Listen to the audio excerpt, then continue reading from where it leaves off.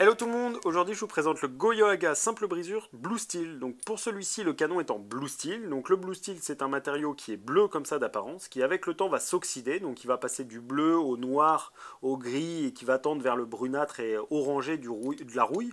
Donc c'est le but recherché, donc le matériau va s'oxyder.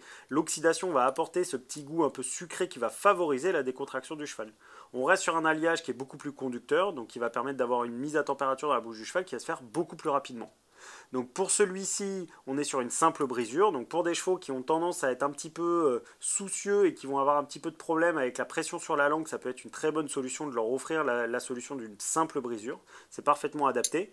Donc sur le Goyo, on a un grand braquet haut là-haut sur lequel on va venir fixer son montant de filet. On a la gourmette en nylon qui est fournie avec, qui peut éventuellement être utilisée sans. On perd l'intérêt de la gourmette, mais par contre on garde le braquet du mort. Et donc la renne va pouvoir se fixer ici, ici ou ici. Donc en fonction de là où on va positionner sa renne, évidemment, on va avoir plus ou moins d'effet abaisseur, on va avoir plus ou moins d'action de braquet qu'on va rechercher avec le Goyo.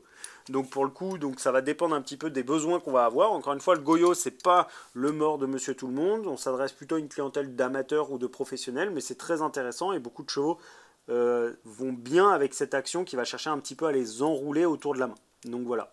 En termes d'entretien pour celui-ci, donc on est sur un mort en acier, donc un simple rinçage à l'eau claire après chaque utilisation. Sachez que le Blue Steel peut s'oxyder avec le temps, va s'oxyder avec le temps. Si jamais vous ne l'utilisez pas pendant un certain temps, qu'il y a un très gros dépôt de rouille sur le mort, vous le trempez un petit peu dans le coca, ça va chercher à le décaper complètement, vous le rincez, vous pouvez le réutiliser ad vitam aeternam sans aucun problème. Voilà. Il existe en 125 et en 135.